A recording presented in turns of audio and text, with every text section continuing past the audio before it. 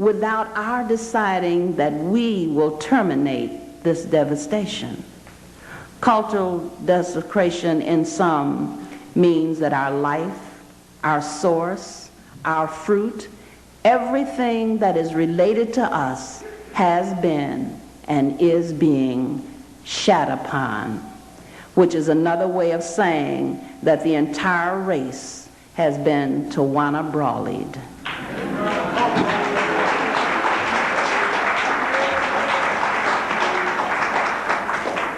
To establish the identity of the defecators requires that we plumb the depths of a cesspool, a European cesspool, and acquaint ourselves with a way that has taken us unquestionably from sugar to shit.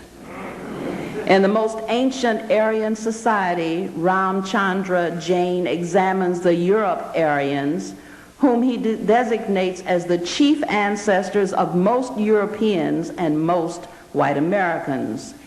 He refers to their cultural traits as the, quote, Aryan way, unquote, which according to him migrated to Europe with the Europe-Aryans, to Asia with the Asia-Aryans, and so on. The original tribes of Europe that appear to have arrived on the scene approximately 20,000 years before the Christian era are described by Jain as being having been a shepherdic civilization whose worship of the fire god Anji was thought to have been occasioned by his discovery of fire. Angiras was a supreme warlord. The burning of bonfires, of candles, of crosses, of fireworks, of jack-o'-lanterns, and of people are thought to be modern extension of this primitive practice of worshiping fire. Electrocution, cremation, and radiation, of course, must be added to this ever-growing list. Jain identifies the, quote, basic common society of the Aryans as the Gaina, which refers to a group of persons constantly moving, joined together by compulsion of environment. Gaina is also the name they gave to their herds of cattle. The people were Gaina, and the cattle were Gaina. A head shepherd presided over the others and in turn came under the command of the supreme warlords called the Gainapati. The primary function of these shepherds-in-chief was to guarantee success in war. The most important Aryan institution was believed to be yajna, which means to worship or to offer, implying the notion of sacrifice to the Gaina, except that Gaina members expected a 1,000-fold return on their investment, pressed down, shaken together, and running over. This profit was generally obtained through the rape and plunder activities arranged and led by the Gainapati. Another closely related institution was Peru Samedha, or human sacrifice, which was apparently an outgrowth of Gaina worship. The Gainapati himself was often the sacrifice with whose corpse the chief queen and other head females had intercourse before he was, quote, cut up, cooked, and eaten, unquote. Of course, women, like other members of the Gaina, were subservient to the Gainapati, and but unlike the males, the females were worthless non-entities who were virtually useless in a warmongering, switch-hitting nomadic tribe that was yoked to a wagon train. They were at most interlopers with little utility except for their kid-bearing and or sex-related functions.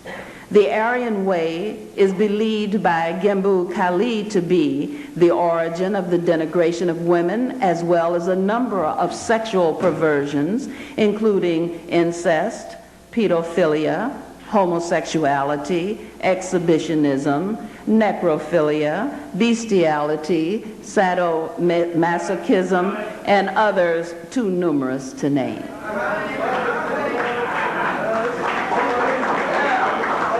In addition to homosexuality, voyeurism, transvestism, and other variations on the theme of masturbation lynching, and 2 other variants of cannibalism, that is to say, fellatio and cunnilingus, the eating of the body parts of the living, must be acknowledged as drum majors of the parade of perversions that keeps coming out of the European closet. Dr. Laila O. Africa also points out that if there were a homosexual gender, then it would have its own specific type of sex organ and not a borrowed heterosexual one. Consequently, devoid of gender and sexuality, the homosexuals become 2 parties of the same sex that masturbate each other. One has to wonder whether or how Alice Walker managed to avoid possessing these secrets of joy, and why she has not seen fit to write about them.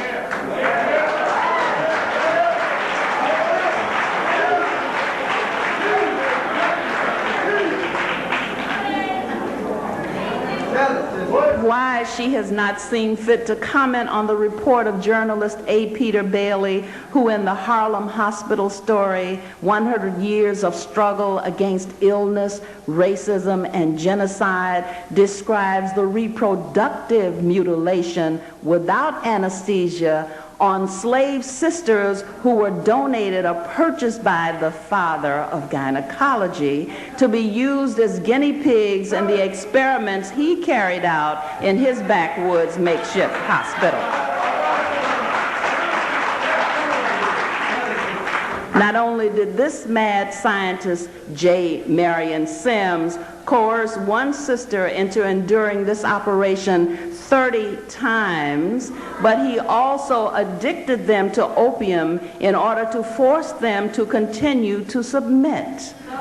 One also finds it curious that neither of the other great white hopes, Ali, Macmillan, Naylor, Shange, or Renfrey, have become sufficiently alarmed to depict the pain and suffering and loss of future generations inflicted upon the race by the wholesale hysterectomies performed on sisters, a practice which is so widespread in the South that it is known as the Mississippi appendectomy.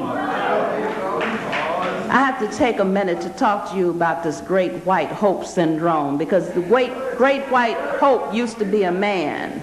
Now it's a black woman. And the October 1992 issue of Ebony is headlined "The Year of the Black Woman." And it pictures Dr. Mae Jemison, the Chicago physician who is scheduled to monitor the development of frogs' eggs into tadpoles in outer space. Representative Maxine Waters, who has vowed to straighten out some of the systems that the white males control. Jackie Joyner Kersey, one of the gold medal winning African-American women who collected 32 Olympic medals at the 1992 Olympic Games in Barcelona. Carol Moseley Braun, who may become the first black woman to serve in the Senate that white males also control, and Halle Berry, who gave an impressive performance as a mulatto crack addict in Jungle Fever, and who is scheduled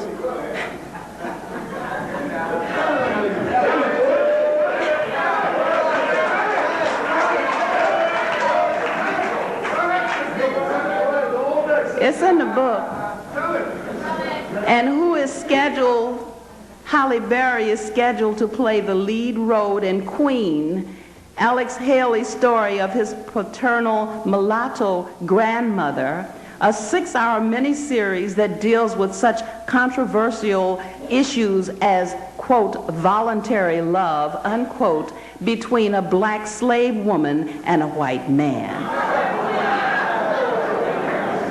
Janetta Cole, the first black woman president of Spelman College, attributes this long overdue recognition in part to the, quote, coming of age of black feminism as a connector between the modern black liberation and women's movements, unquote. writing in all the women are white and all the blacks are men, but some of us are brave. Alice Walker in 1982 laments, to the extent that black women dissociate themselves from the women's movement, they abandon their responsibilities to women throughout the world. In that same essay, she also writes, it took viewing The Dinner Party, a feminist statement in art by Judy Chicago, to illuminate the problem. In The Dinner Party, there was a place set for black women. All the other plates were creatively imagined vaginas. The Sojourner Truth plate is the only one that shows, instead of a vagina, a face. It occurred to me, that is Alice Walker, it occurred to Alice Walker, that perhaps white women, feminists, generally cannot imagine black women have vaginas. However, to think of black women as women is impossible if you cannot imagine them with vaginas. Neither space nor time will permit the detailing of more of the aspects of the Aryan way, which has apparently corrupted this confused womanist, and which includes invading other lands, destroying the people and their culture, absorbing that which is useful, and claiming those destroyed people's cultures, civilizations, and accomplishments as the Europeans' own. In addition to claiming other people's lands, it was their tradition to rename them, both the people and the land. War was regarded as the sole means of establishing peace, which to them meant only the welfare and prosperity of the individual gainer to the exclusion of the whole rest of the world. And the individual gainer eventually became a confederation of gainers. Originally, when the gens, which is another name for gainer, were fighting each other, you know, it was just human nature or something, gainer nature, to fight each other. There was no question of coexistence of two gens. One gen shall not exist separately. It has to be amalgamated with the other through consent, rarely through war generally. But after a long course of history, the neighbor gens learned the futility of war and thought it beneficial to join together to ward off common danger and common enemy. The neighborly relations of two gens were cemented by advance of time, and the females of the gens who began to have sex relationships with the males of the neighborly gens, and vice versa, unquote. It was not long before the Confederation of Gainers had expanded their sexual activities to include copulating with the children of Africa as well as our mother herself. In order to conceal their imperialistic objectives, these horny culture vultures deputized themselves and, like their fairy tale counterparts, went out into the world to seek their fortunes. Jomo Kenyatta describes their modus operandi. They, meaning the Europeans, speak as if it was somehow beneficial to an African to work for them instead of for himself. And to make sure that the Africans will receive this benefit, they do their best to take away his land and leave him with no alternative. Along with his land, they rob him of his government, condemn his religious ideas, and ignore his fundamental concepts of justice and morals, all in the name of civilization and progress. As it is, by driving him off his ancestral lands, the Europeans have robbed him of the material foundation of his culture and reduced him to a state of serfdom incompatible with human happiness. But to the European way of thinking, happiness, like life and liberty, are not natural rights. They are goals to be pursued, and the Europeans claim that they are establishing justice and assuring the domestic tranquility while they are disturbing the peace of the entire solar system. Notions such as human happiness cannot help but escape those who have classified themselves outside of the human race. Linnaeus' system of animal classification places his group among the 19 orders of mammals in the world. However, it is virtually impossible to find any other mammal, canine, bovine, feline, or rodent, or for that matter, any other group within the phyla of the animal kingdom whose behavior is in any way comparable to that of the European. Dr. Africa informs us that the human kingdom is found in African science. The human kingdom is separate from the animal kingdom. There is no missing link between them. The most intelligent ape cannot become as intelligent as the most ignorant human. End of quote. Thus, the human race, by African definition, is set apart, is sacred, is consecrated. Another scholar, Sheikh Anta Diop, went beyond duty's call in his efforts to understand the Europeans' behavior. His environmental northern cradle theory, which assumes Aryan membership in the human family, he married one of them, attributes their aberrant character to the icebox. Well, he tried. I mean, that was field research.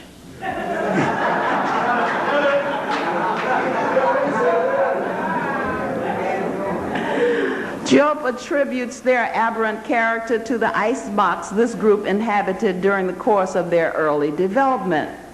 But Nzinga, an astute learner taught by her father and Sensei Kiara Cheatwood, brought that nonsense to a halt. She pointed out to master scholar John G. Jackson that the Eskimos have always inhabited that kind of environment and, quote, they don't act like Europeans, unquote. Professor Jackson did not dispute her. The late clinical psychologist Dr. Bobby E. Wright also tried to explain Europeans. Europeans are psychopaths, he proclaimed. And their behavior reflects an underlying biologically transmitted proclivity with roots deep in their evolutionary history. With human standards, and given their history, it is not likely that Europeans will ever deviate from the Europe-Aryan norm. They are not now, nor have they ever been out of their minds. And they have no intention of ever being out of ours either. Remember Carter G. Woodson's maxim? When you control a man's mind, exposed to obliged him to obey commands like gee, haw, giddy up, and whoa. He was not allowed to ask questions, only to answer them, and he couldn't tell the slave owner anything except what he wanted to hear or what another slave was doing. Survival needs created the necessity for the captive to incorporate this cultural retrovirus, which has now grown into a full-blown case of what Abdul Rashid Akbar calls CAIDS, culturally acquired immune deficiency syndrome. When in the course of inhuman events the people were forced to submit to an interminable process of cultural desecration, of which chattel slavery is only one part, and infinite artillery was necessary to subdue them. The arsenal included the gun, which as Indo-European reflect the Aryan way. To reiterate, the basic common society consisted of survival units called gainers, which were characterized by avarice and occasioned by the compulsion of the harsh winter climate and unyielding territory which the Aryans inhabited. Their next of kin were their cattle that they shepherded while eating their flesh, drinking their milk, and utilizing various other parts of their anatomy for erotic and other purposes. Syphilis, an Indo-European word, is said to have come from sheep, herpes from horses. Rulership was based upon superior might rather than alleged divine right, and the Gainapati was often sacrificed so that members could consume his corpse and in so doing incorporate the attributes associated therewith. Worship or offerings were made to the Gainapati on the condition that there would be a 1,000-fold return on these investments. The insatiable Gaina members relied upon their leaders to organize and lead continuous rape and pillage expeditions so that they could increase their booty. Males were the preferred sex, and women were treated as necessary evils who could provide additional masturbatory opportunities and serve as shepherdesses of the Gaina kids. Sex and equal opportunity activity was conducted indiscriminately, without regard to kinship, species, mortality, gender, or generation, without condoms or dental dams, without respect to sexual safety, with or without the consent of the sex object. Jane observes that Samana was an institution, and this is a quote, Samana was an institution of communal festivity where all the males and all the females enjoyed sexual happiness without any distinction of father and daughter, or mother and son, or brother and sister, or agnatic or cognatic relations, end of quote. Fanon's pronouncement that a man who has a language possesses the world expressed and implied by that language is no less true of those upon whom the language is imposed than those who speak it voluntarily. The African captives who were initially obliged by circumstance to negotiate the oppressor language were soon being compelled by their captors to replace their mother's tongue with his. The result of this tonguing has been our gradual, insidious excommunication from the African way. Griot Cheatwood asserts, in the holistic sense of the black tradition, the word has had as its primary purpose to lift and move people, to make them free and dignified.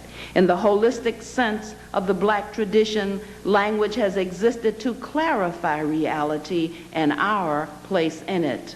Since the conquest, language has further served to enable us to stay sane, or at least to approach saneness from time to time. It has served to keep us one step ahead of the intended total destruction of us at the hands of the oppressors. But even if the Europeans had no genocidal intentions, their language is designed to manufacture madness in African people, as witnessed by the schizophrenic pseudonym which we have substituted as a pronoun for our own sacred and proper name. What's up with this African American?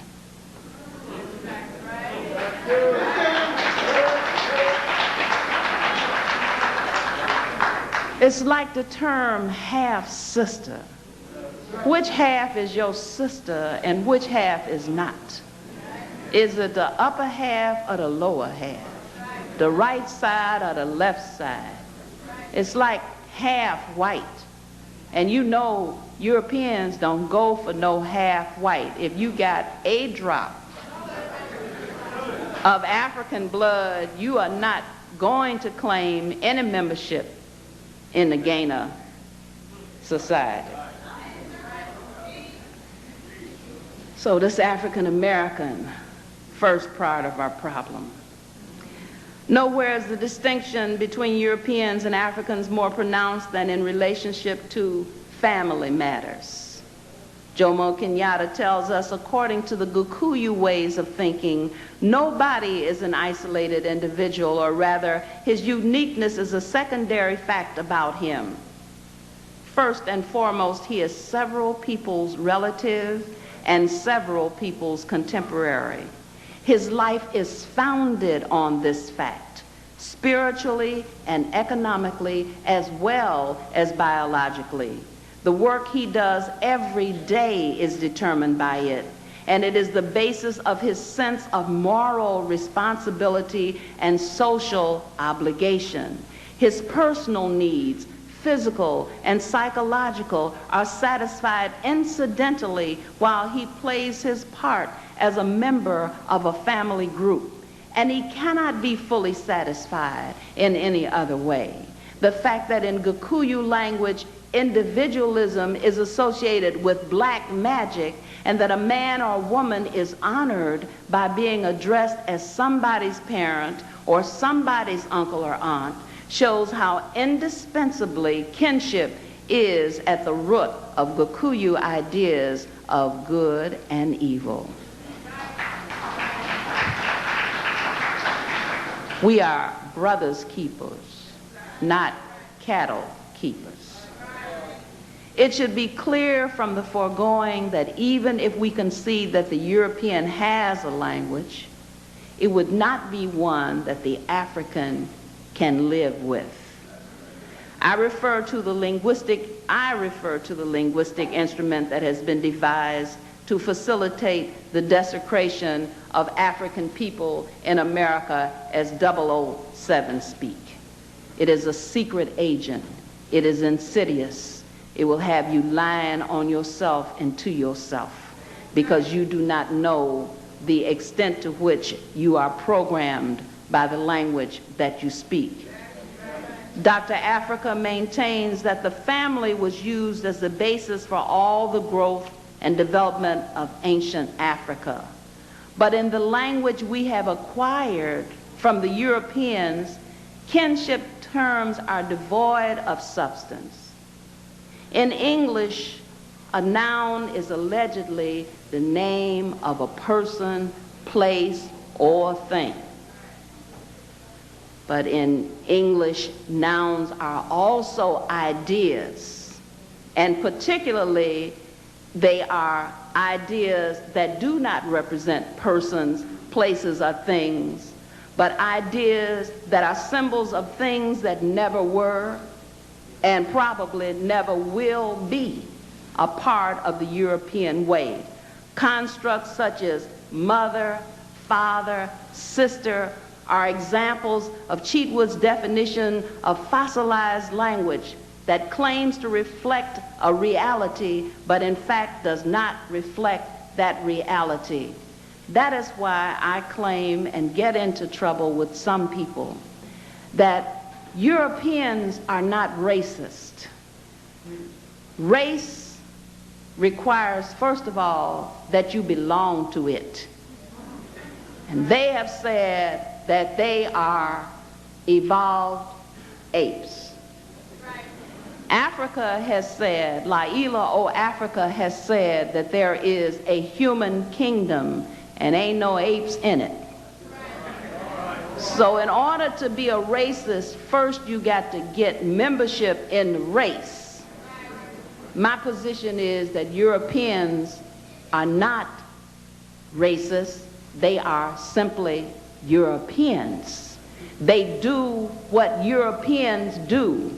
And I have spent a long time explaining to you what Europeans do. In fact, I have told you twice what Europeans do. They are not guilty of incest because they do not recognize mother, father, sister, brother. They are not. Where's Alton? And we need another lawyer on the stage. They are not guilty of pedophilia, which is sex relations with children, because they don't recognize childhood. In The Disappearance of Childhood by a European named Neil Postman, he tells us, and he's talking to them, if we take the word children to mean a special class of people somewhere between the ages of, say, 7 and 17, requiring special forms of nurturing and protection and believed to be qualitatively different from adults, then there is ample evidence that children have existed for less than 400 years. Indeed, if we use the word children in the fullest sense in which the average American understands it, childhood is not much more than 150 years old. Now, this is a discussion of childhood and children, but in a book titled The Disappearance of Childhood and Children, so that by the time they figured out that there was something called children, they abolished it. Do you understand that? So when I say to people, and I said it on the radio today, that when you hear Thomas say that he did not violate Anita Hill, they are both right. Because in the mind of a European, and we understand white face, black mask, white face, whatever the book was that Fanon wrote, right? We understand black Anglo-Saxons, right? We understand the concept, and we know what I'm saying about Thomas, right? When Thomas said he did not violate Anita Hill, he was correct. He did not, because his European mind does not see a woman as an entity, and you cannot violate something that you do not regard as a human being, and therefore there was no argument. That is why he could sit there and so convincingly testify, because he did all the things probably that she said he did, but they were not a violation. They were not a violation. And so we must understand that the European is true to his way. It is we who have gone astray.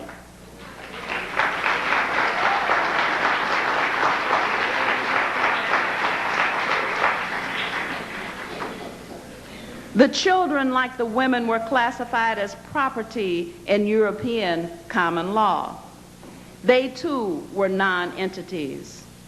And elders did not fare any better in Gaina society. They were cooked and eaten like the Gaina patty. It is said that this was considered an honor by the elders. The Europeans must have thought the Creator said brother's eater instead of brother's keeper.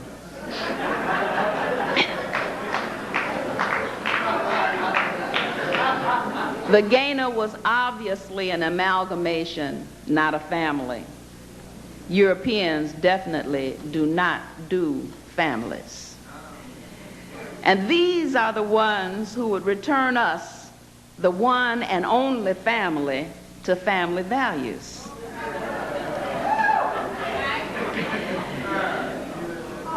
The people who set aside 2 shopping days out of the entire year to honor thy mother and thy father. These are the ones whose Gaina patties are campaigning for the office of Supreme Warlord, who would lead the next rape and plunder expedition into the African world. While one warlord institutes free trade agreements to facilitate the export of jobs, the other warlord lobbies for enterprise zones so that private investors will have free access to workfare programs and the field niggas they guarantee. House niggas will be replaced by computers.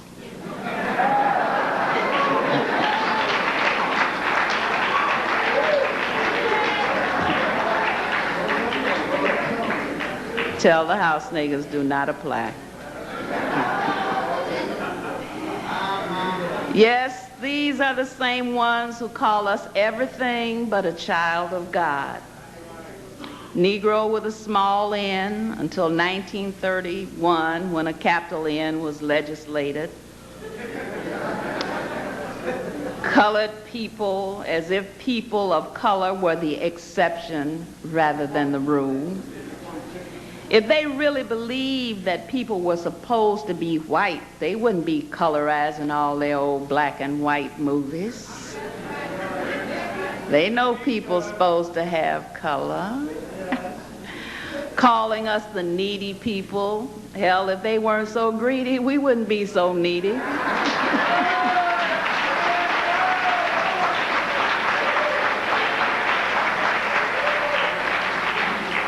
And lower socioeconomic and disadvantaged and culturally deprived after they've done everything in their power to guarantee that we would be deprived, especially of our African culture.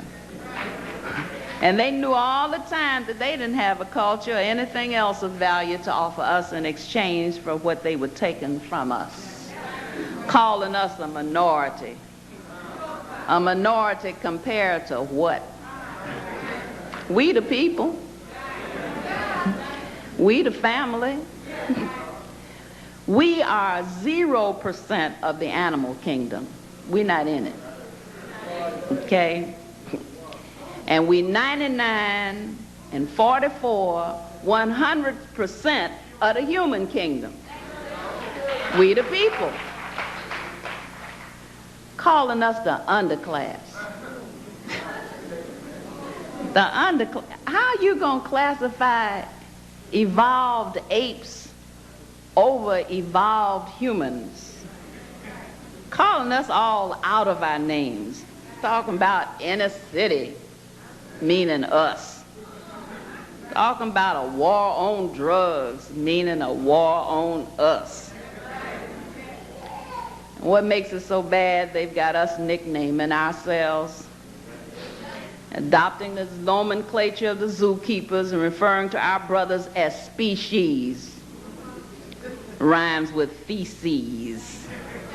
As though we were unaware of the facts that endangered species are quarantined and preserved and end up as relics in European museums.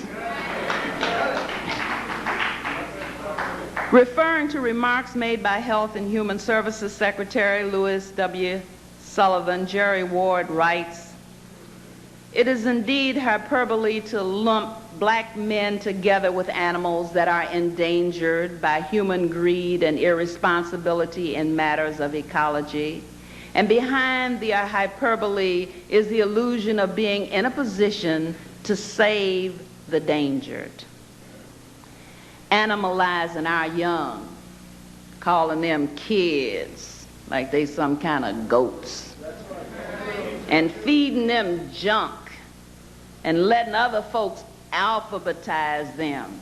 EMH, educable mentally handicapped, and LD, learning disabled, and BD, behavior disordered, and PTS, parents too soon, and MF, and SOB, and NWA, and BWP, and naming them after decadent entertainers and athletes and other plantation celebrities.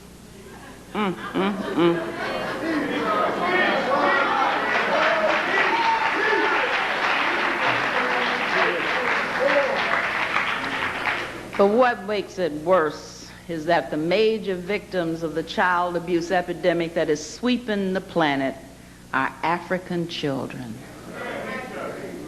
And Cheatwood weeps tears of fire in a poem of the same name, and he says, "Take a deep look at your child. Jah Pickney, Jah Pickney, Jah Pickney. And realize that ever since our conquests, we have been in the presence of those who would kill not just us, but our young. Jah Pickney, Jah Pickney, Jah Pickney. Kill our young, and over the years have corrupted those of our kind to do the same." In Chicago, just recently, an adult male snatched a toddler from his mother's grasp to serve as a shield against a handgun assault on himself. The baby, who was shot in the head, is still hospitalized in serious condition, I believe. When will we actively endorse the mother's declaration that this has gone too far? When will we acknowledge that although this is the most graphic example, it is neither the most blatant nor the only one? When will we recognize that our children, Ja Pickney, are being sacrificed by charlatans calling themselves priest and reverend and poet and doctor, pimping our children while claiming that they are providing them with multicultural education in the language of the oppressor, with the textbooks published by the oppressor, taught by the teachers trained by the oppressor, all within the confines of a system designed by the oppressor to kill our young. The oppressor has even developed tests to measure the extent to which he has succeeded in programming our children to destroy themselves. These Judas goats orchestrate the conspiracy to destroy not only black boys and girls, but also black men and women, our elders included. Under the guise of saving the sheep, they are leading to their revered masters for ultimate slaughter, selling our birthright for a mess of pottage called consultant fees, and criminalizing our young by reinforcing the myth that a good education will get them a good job. In Mexico, and a good job will lead to the good life. These are the real drive-by murderers.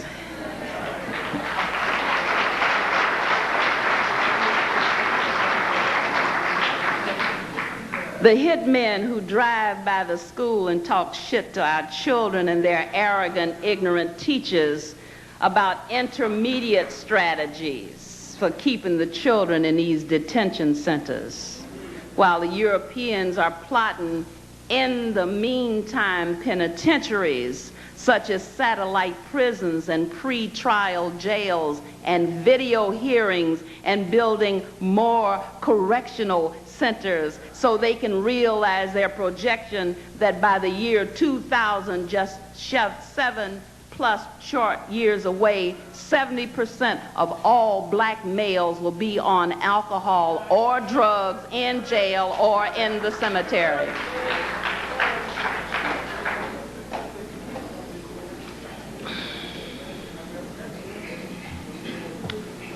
Can African people save themselves? John Henry Clark asked that question in a book of the same name. And John G. Jackson answered it in Ages of Gold and Silver. John G. Jackson, the mentor of John Henry Clark, said it ain't no way. John Jackson said that the education that we have received guarantees that we will not be able to save ourselves. But I have already told you that Nzinga Cheatwood has already won one argument with John Jackson. Powerful young sister, I believe that the children are our future, and I believe that we can save ourselves. It is late, cautions Kiara Cheatwood, but not too late. It may not be too late for us to save ourselves, but it sure as hell is too late to be hooking up our struggle for liberation with the so-called women's movement.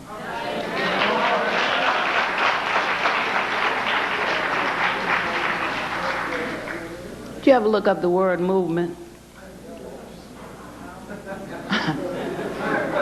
One of the definitions is an evacuation of the bowels.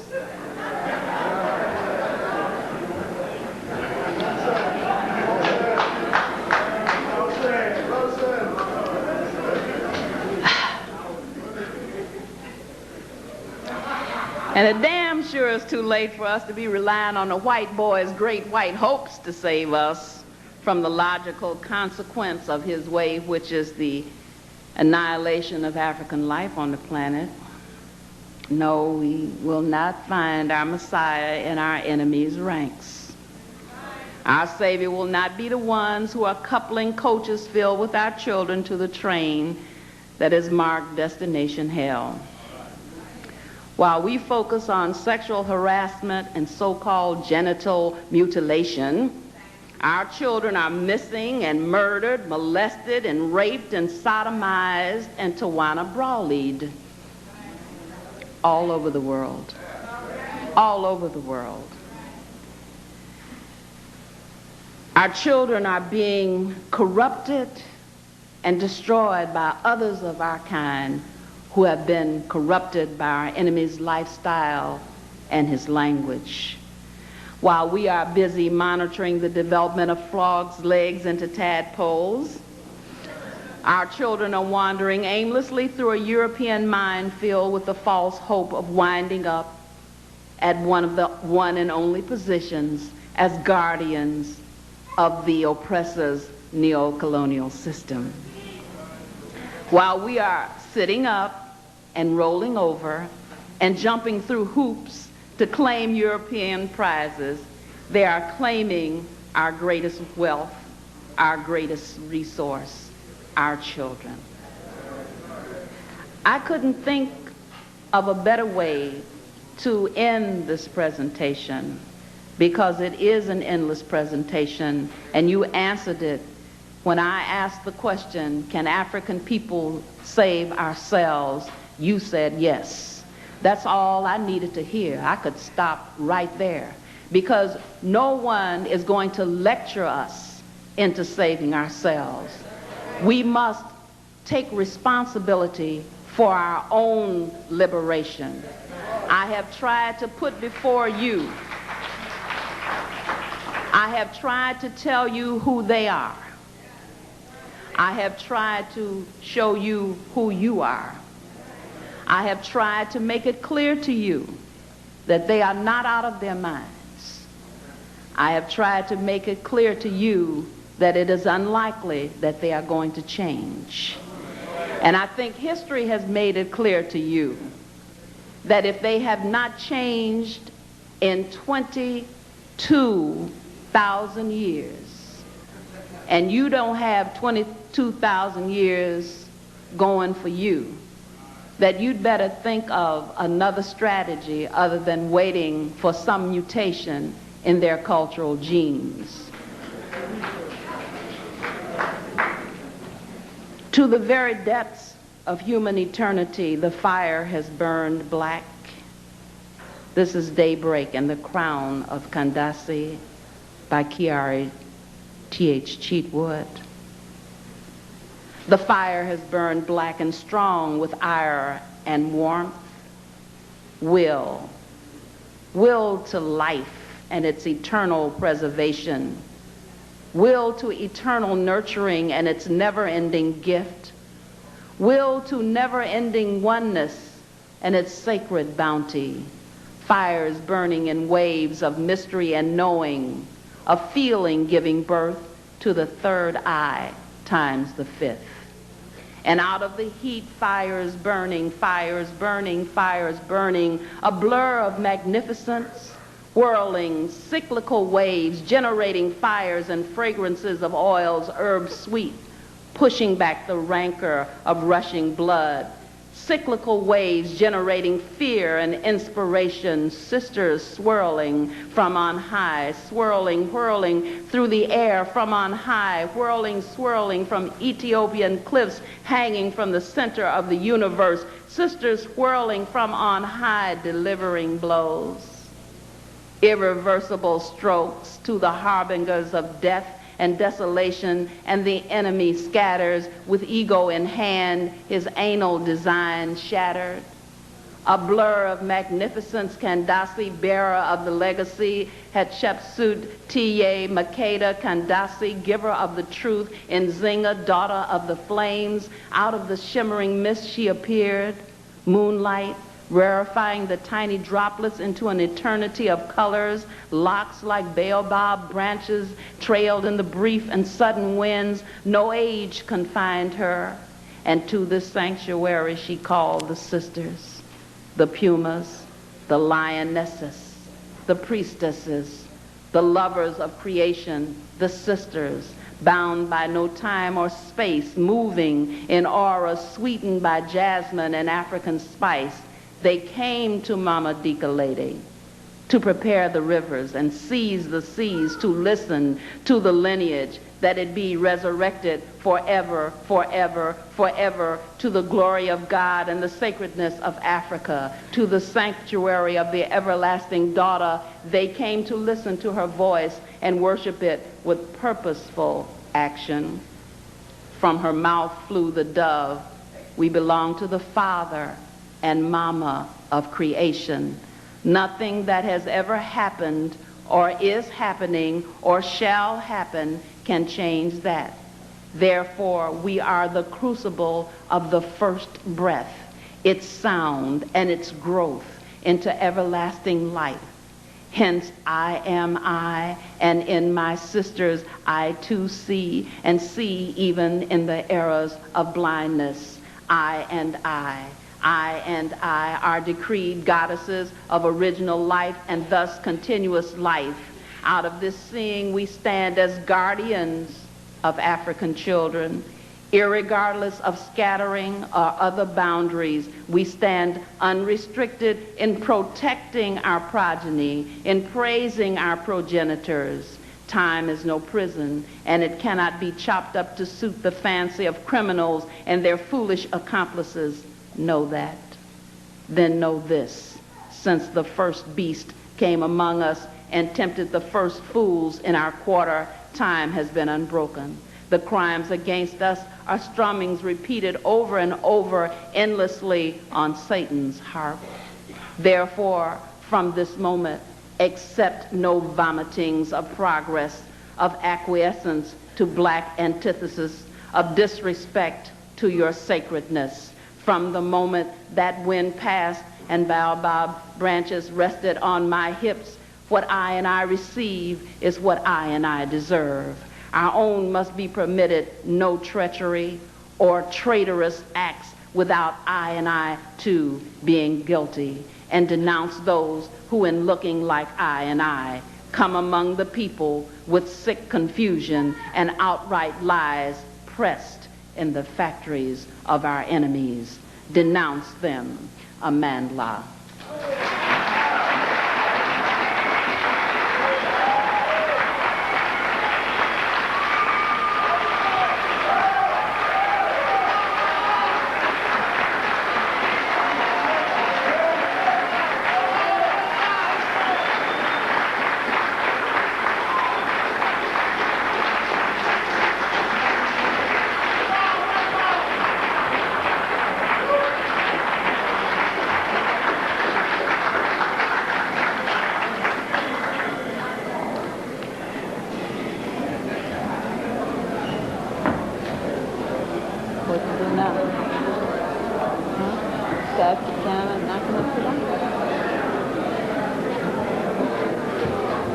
Dr. Gloria Peace, let's give her another hand.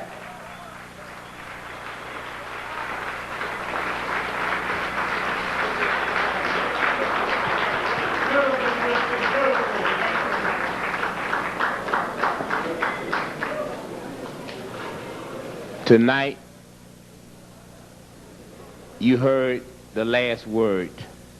Go in peace.